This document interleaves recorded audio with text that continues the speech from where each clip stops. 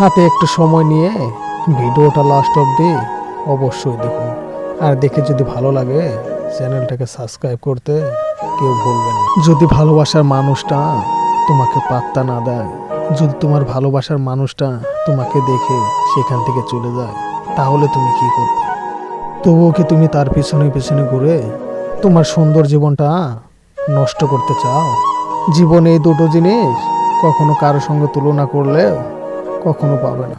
এক ভালোবাসা, আর দ্বিতীয় হলো সম্মান। এই দুটো জিনিস নিজের কেরিয়ারের উপর নির্ভর করে।